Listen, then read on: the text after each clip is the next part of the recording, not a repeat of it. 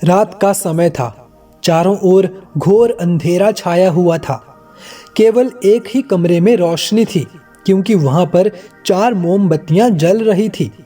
चारों मोमबत्तियां एकांत देखकर आपस में बातें करने लगी। पहली मोमबत्ती बोली, मैं शांति हूं। जब मैं इस दुनिया को देखती हूं तो बहुत ही दुखी होती हूं। चारों ओर आपाधापी, लूटमार और हिंसा का ही बोलबाला है। ऐसे में यहाँ रहना बहुत मुश्किल है। मैं अब यहाँ और नहीं रह सकती। इतना कहकर वो मोमबत्ती बुझ गई। दूसरी मोमबत्ती भी अपने मन की बात कहने लगी। मैं विश्वास हूँ।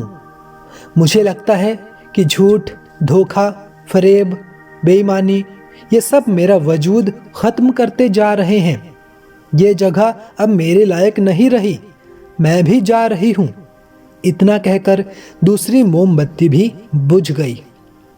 तीसरी मोमबत्ती भी दुखी थी। वो बोली, मैं प्रेम हूँ।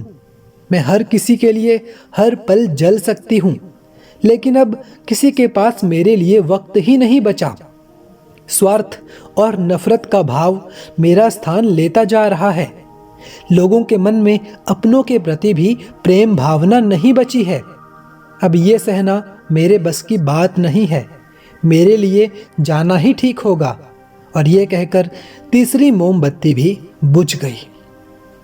अब देखिए, तीसरी मोमबत्ती बस अभी बुझी ही थी कि कमरे में एक छोटा सा बालक आया।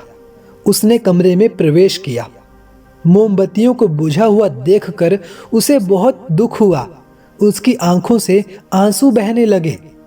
दुखी मन से वो बोला, इस तरह बीच में ही मेरे जीवन में अंधेरा करके तुम कैसे जा सकती हो? तुम्हें तो अंत तक जलना था, पूरा जलना था। लेकिन तुमने मेरा साथ क्यों छोड़ दिया?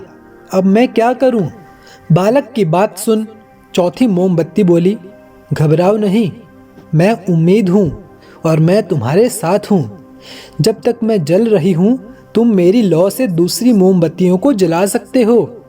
चौथी मोमबत्ती की बात सुनकर बालक को हौसला आया और उसने उम्मीद के साथ शांति, विश्वास और प्रेम को फिर से रोशन कर दिया।